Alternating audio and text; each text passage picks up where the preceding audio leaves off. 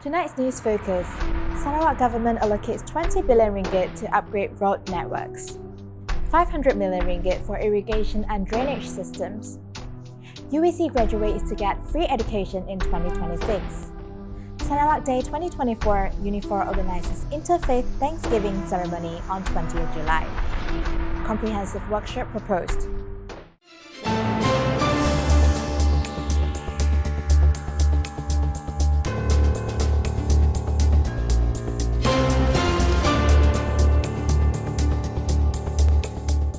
Good evening. The development of road networks continues to be a focus for the Sarawak government in enhancing connectivity throughout the region, thereby driving the empowerment of the local agricultural sector. Sarawak Premier Dato' Patinggi Tan Sri Dr. Abang Abdul Rahman Zohari Tun Dato' Abang Openg said his administration has allocated 20 billion ringgit to date for the implementation of road projects, including coastal roads. It's very expensive. You know why? Because of rivers. One of which is the bridge you see next door. That is part of it. That bridge alone is already almost 400 million. We give access between Bintulu proper and Jepak next door, across the river. And then Jepak will go to Tatau and the land there, which will open up for food plantation beside oil palm. We do not want all to be concentrated on oil palm. He made these remarks while officiating the closing ceremony of the Sustainable Agriculture and Food Security Congress COSAF's 2024 in Bintulu on Friday. Dato' Patinggi Abang Zohari added that strengthening the road network could lead to advancements in the agricultural sector as farmers and entrepreneurs gain access to external markets. Meanwhile, the Sarawak Premier explained that access to external markets is a crucial factor in agricultural development alongside two other factors, technology and infrastructure. In this regard, he noted that irrigation and drainage systems are also prioritized for the first phase of developing 3,000 hectares covering Tanjung Bijat, Stumbin, and Lingga, Sri Aman, Gedong, and Simenjan, as well as Lundu as rice cultivation areas. We cannot wait Putrajaya because this is urgent. So we are allocating 500 million to develop this area with initial Gedong is 32 million. Sudah keluar, sudah 32 million. And after that, we are improving the irrigation system in Sri Aman, Lingga, and Tanjung Bijat, including Lundu. This is the first phase. During the event, Dato' Patinggi Abang Zohari also witnessed the exchange of a Memorandum of Understanding, MOU, between the Sarawak Department of Agriculture, represented by its Director Dominic Chungat, and University Putra Malaysia, UPM, represented by UPM Vice-Chancellor, Dato' Professor Dr. Ahmad Farhan Muhammad Sadullah. Additionally, a research collaboration presentation was held between Bintulu Port Holdings Berhad BPHB, represented by its Group Chief Executive Officer Ruslan Abdul Ghani, and UPM Bintulu Campus, represented by its Director Professor Dr. Shahrul Raziq Sarbini. Qualified Unified Examination Certificate (UEC) graduates will also have the opportunity to pursue their studies for free at universities and higher education institutions owned by the Sarawak government in 2026. Sarawak Premier Dato' Patinggi Tan Sri Dr. Abang Abdul Rahman Zohari Tun Dato' Abang Openg stated that this measure aims to ensure that no native of the state misses out on the opportunity to pursue university education. Moreover, he explained that the Sarawak government continues to recognize the UEC and provide funding support to Chinese schools in the state. Dan satu lagi saya mau kongsi sini, that kalau boleh kita ajar kita punya anak disiplin yang dikehendaki, the subject and the courses needed by Sarawak. Kita sudah recognize UEC. Sekarang ada masalah matriculation.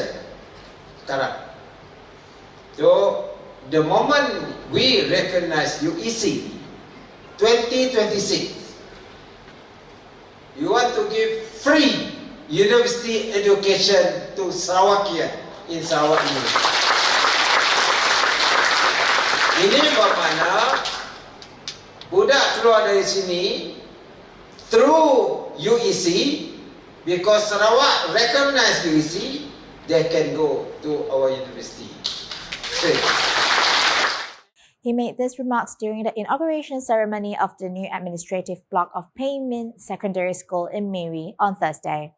The Premier of Sarawak added that educational institutions at all levels must emphasize learning in science, technology, engineering, and mathematics (STEM).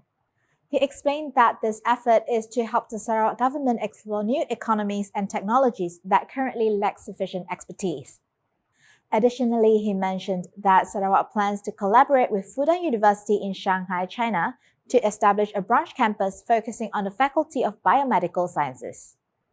He noted that this aligns with the establishment of the Sarawak Infectious Disease Centre, SIDC, which will lead biodiversity research in Sarawak for the development of new medicines and vaccines. The Unit for Other Religions, UNIFOR, will organize an Interfaith Thanksgiving ceremony in conjunction with Sarawak Day 2024 on July 20th. The event, to be held at the Bintulu Civic Centre, is expected to be officiated by the Sarawak Deputy Premier, Dato' Amar Professor Dr. Sin Kui Khan.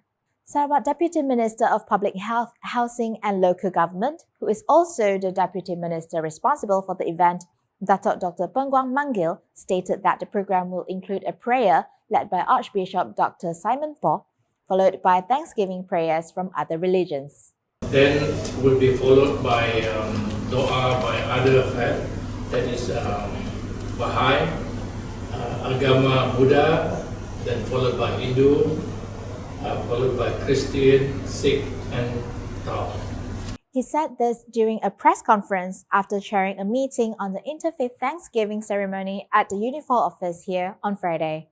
Dato' Dr. Pengguang added that this ceremony is one of the 5 core events of Sarawak Day 2024, highlighting the unity within the state. Our hope is to see and to make sure that unity is at its peak, and also that it become pillars for our state of Sarawak, so that everybody, as you all know, that we are multi-religious, multi-ethnics in terms of the demographic composition, and we want to maintain it as such because that is what Sarawak is famous for. Dato' Dr. Pengguang added that this ceremony is one of the 5 core events of Sarawak Day 2024, highlighting the unity within the state. In addition to the Interfaith Thanksgiving ceremony, the other 4 core events include the Islamic Thanksgiving ceremony, and on 22nd July, a 15-kilometer fun ride event, the official opening of the methanol plant, a town hall session, and the main event in the evening. The main event will be officiated by the Sarawak Governor, Tun Pehin Sri Dr. Wan Junaidi Tuanko Jafar, and Sarawak Premier, Dato' Patinggi Tan Sri Dr. Abang Abdul Rahman Zohari Tun Dato' Abang Openg. Comprehensive workshop on the highly immersive program HIP has been proposed to create a conducive environment for students to learn English effectively. Sarawak Deputy Minister for Education, Innovation and Talent Development, Dato' Dr. Anwar Rapai, emphasized the need for a thorough workshop to address the challenges and shortcomings of HIP in schools. And I can assure you, I will propose to the state government to adopt HIP so that HIP Sarawak is extraordinary than the rest. So that during the bengkel or during the workshop, we are more focused to address the shortcomings and the issues that being faced by the teachers, especially teachers in rural schools. He made these remarks during the closing ceremony of the Sarawak English Language Education Symposium held at the Raya Hotel and Convention Centre, Kuching, on Friday. Dato' Dr. Anwar added that the 3-day conference addressed all 4 key skills necessary for students to excel in English, which include speaking, writing, reading, and listening skills. Without these 4 skills, command in these 4 skills, the objective of proficiency in English might not be achieved.